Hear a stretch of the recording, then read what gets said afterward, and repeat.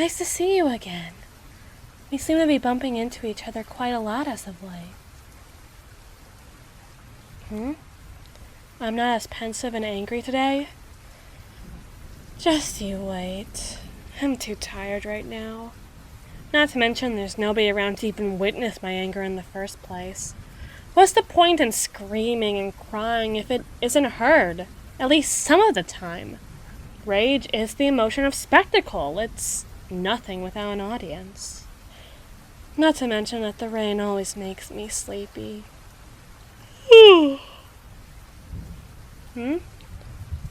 My ride? Oh, he won't be here for quite some time. Ever since Russell has insisted on doing his dumb little sports ball kick around, Father has decided that he'll only pick us up from school when he absolutely has to. As in, whenever Russell's clubs end. I think he's just trying to be efficient, but it's basically a punishment for me, the loyal daughter he's always been able to depend on. But whatever, go sports and all that. Whatever, I can dig it. It's just that tonight happens to be the night he has a basketball game that lasts until 7, but it could go until 8 or 9 at the latest. I know that isn't very late, but I already stayed up all night studying as is, and we've been up since the crack of dawn anyhow, just to be on time for school.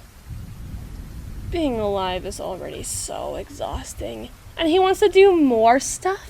And wrote me into doing his even more stuff? Have you ever heard of anyone so insensitive? It's pathetic. And it's been such a dark and dreary day, too. The perfect day to snuggle under a warm quilt and read some Dostoevsky by the fire until you fall asleep. A charming fantasy, but people don't really do that, right? People don't actually get to read books in charming armchairs until they fall asleep. Armchairs aren't even that comfortable.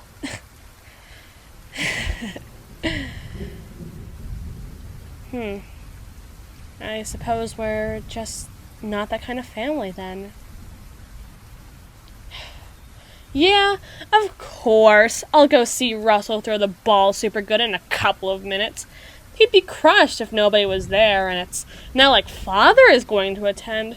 So of course, the responsibility falls on me, because somebody has to be the responsible child in the family.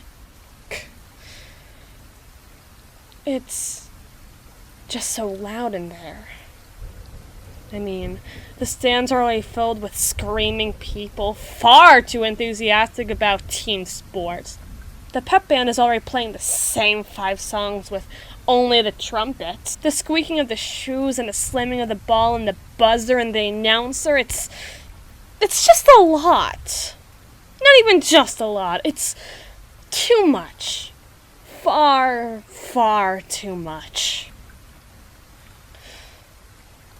Sometimes, when there's too much noise, I can get...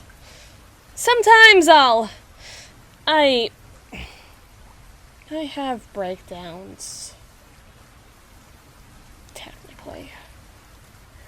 I mean, I don't know if that's technically what they are, but it's the only way I know how to define them. They're mental breakdowns, clear and simple.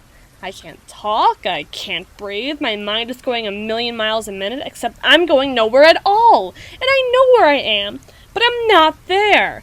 And when I can talk, I can say absolutely nothing worthwhile. What's anybody supposed to do with too much? What does that even mean? What a stupid breakdown word.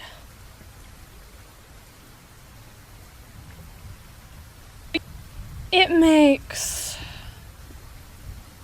Father doesn't... It's not good for business. Business is very important to Father. It gets worse when it's too quiet, though.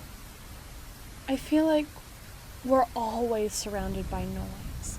Even in moments of total silence, there's usually some form of noise. Like the buzzing of electric lights, or the gentle thrum of traffic, or muffled speaking just a room away. But silence, in places where your mind knows it shouldn't be silent, can really just utterly destroy you.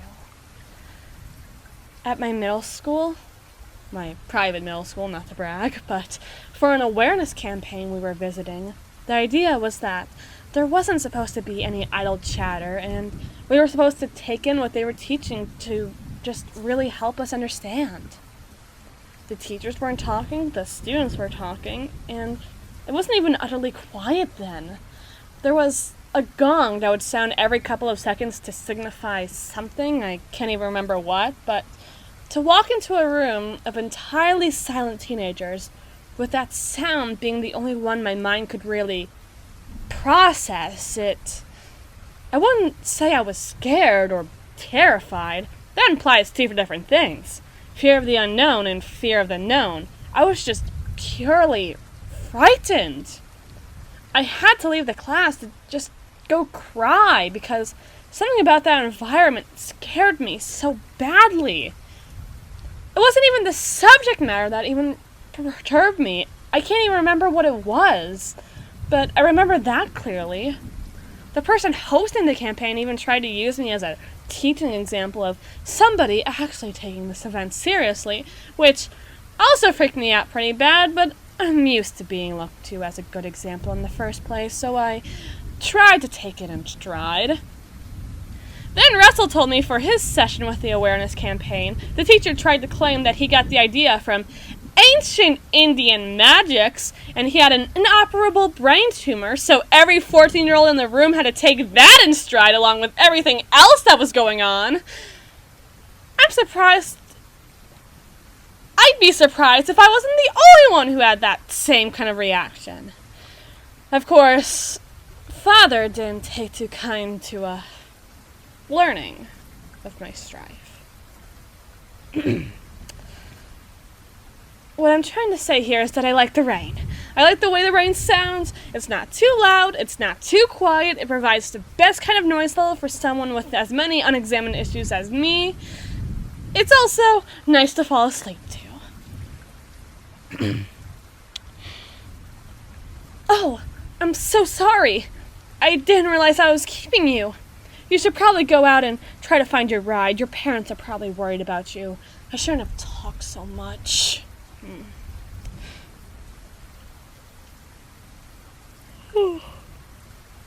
Oh, you walk home. I should have been able to tell.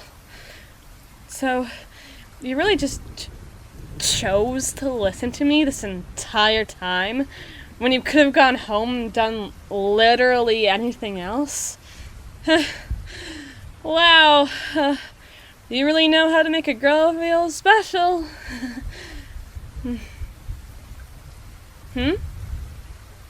Oh, really, I couldn't. It's your umbrella after all, and...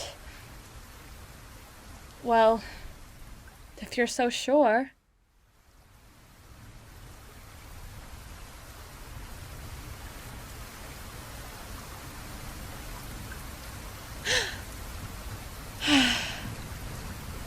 It really can look so beautiful when the water droplets are illuminated by the street lamps. It's like they have their own glow to them. It's almost like starlight.